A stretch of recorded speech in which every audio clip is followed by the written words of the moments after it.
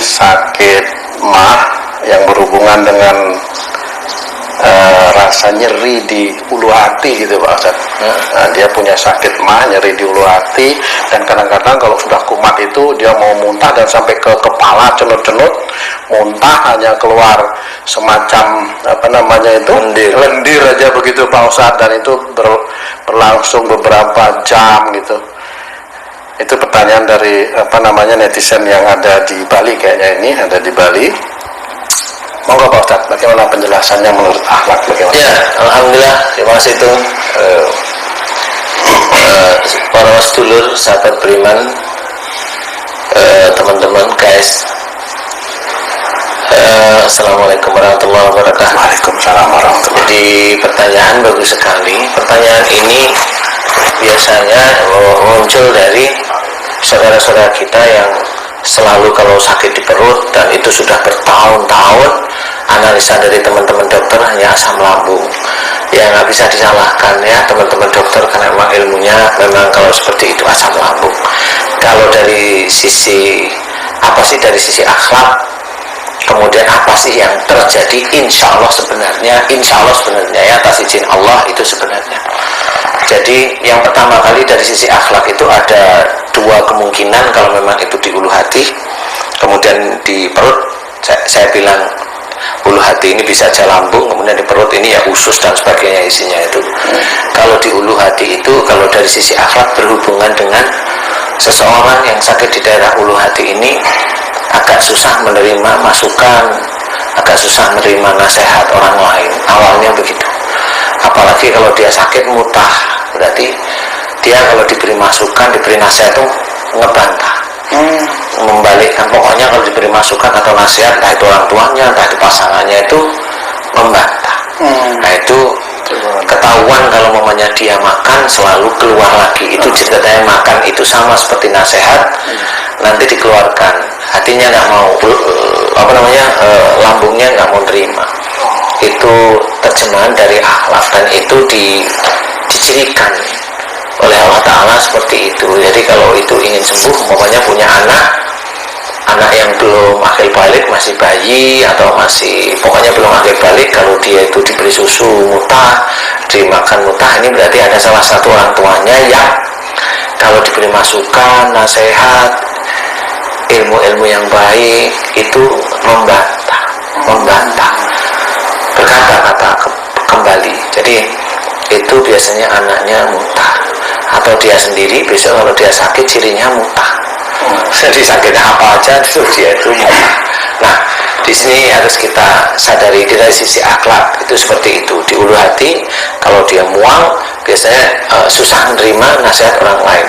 Kalau namanya dia mutah, berarti di luar dia itu tidak menerima nasihat orang lain, biasanya terus menjawab. Jadi dia jawabnya asal-asalan, atau dinasihatin menjawabnya dengan emosi, Bukan memotong pembicaraan, bukan ya? Beda ya? Bisa aja sebenarnya dalam memotong pembicaraan, kan intinya marah kan bisa aja. Jadi itu semuanya intinya berhubungan dengan nasihat.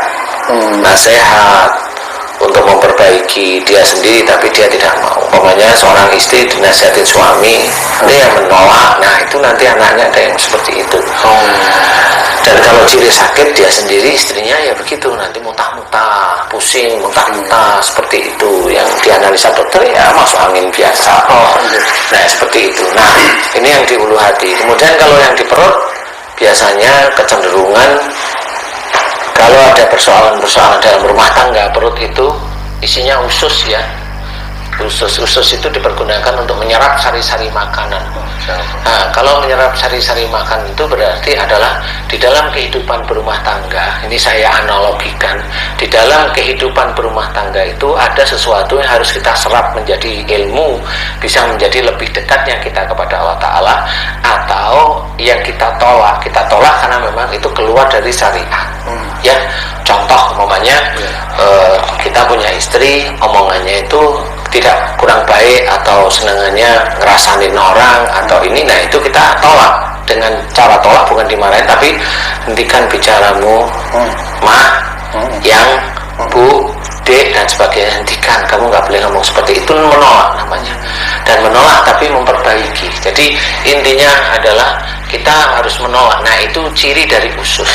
Tetapi ciri dari usus itu menyerap. Mana yang manfaat diserap, dijadikan energi, nantinya dijadikan ya ada mineral, ada macam-macam itu. Kemudian kalau yang tidak manfaat dikeluarkan melalui feces ya, apa namanya itu, kotoran ya, feces. Jadi itu sama di perut. Jadi kalau ada seseorang sakit di daerah perut, insya Allah berhubungan dengan emosional di dalam mencikapi kehidupan berumah tangga, khususnya yang sudah berumah tangga. Tapi kalau orang ini belum berumah tangga, dia itu perutnya sakit, berarti dia hobinya kalau ada persoalan di dalam rumah tangga, entah itu dengan ibu, entah itu dengan ayahnya, dia selalu emosional. Nah, itu melalui perbuatan atau hanya melalui mendengarkan nasihat atau masukan aja bisa menyebabkan sakit di daerah perut dan lambung itu, Pak? Bisa. Yang pertama kan dia hanya menolak itu kan membantah. Tapi kemudian kalau dalam ini sudah, nasihatnya sudah, kemudian dia marah-marah, ngomel, nah itu kan di perut nanti. Jadi nggak cuma di lambung. Jadi itu di perut posisinya. Nah, di sini kalau dia ngomel, kemudian jengkel seharian, nggak mau ngomong sama orang tuanya, nah ini kan sudah di perut, bukan di lambung. Gitu. Sudah di perut, jadi tidak bisa mencerna bahwa kalau dia sebagai seorang anak harus mendengarkan pembicaraan, omongan, nasihat orang tua, dia nggak bisa.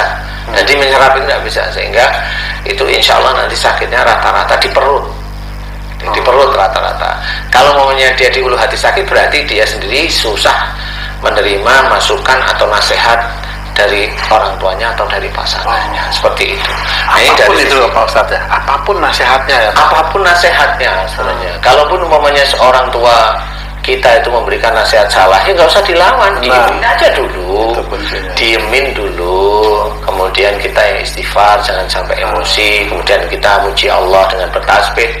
Biarin aja orang tua seperti itu. Nanti suatu ketika orang tua nanti biasanya kalau dia orang tua baik, dia akan tanya, saya tadi salah nggak saya ngomong? Nah itu baru diperbaiki. Jadi ada orang tua yang seperti itu. Kalau udah pokoknya anaknya itu diam, nunduk, itu kan kelihatan bahwa anaknya itu tidak menerima, tetapi tidak juga melawan. Nah orang tua pasti bertanya, pasti dalam hatinya ada, nanti dia akan bertanya. Biasanya seperti itu, orang tua yang peka itu seperti itu. Nah, pada waktu nanti dia bertanya, ada yang salah tadi?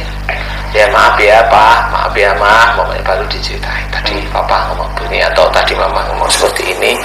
Mohon maaf tadi ngomongnya keliru, di hadapan Allah salah, maaf ya, saya terpaksa memberikan nasihat gitu. Nah itu kan orang tua seneng namanya. Nah inilah masuk ke dalam ku anfusakum wa ahlikum naro. Jadi kita harus pahami bahwa di sekitar kita banyak sekali hal yang kita kerjakan bisa. Ini dari sisi akhlak.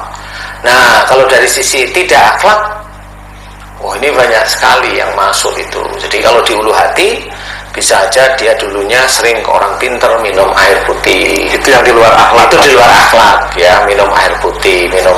Atau dia baca-baca amalan yang memang tidak ada tuntunan. Sebenarnya tidak ada tuntunan, dia baca.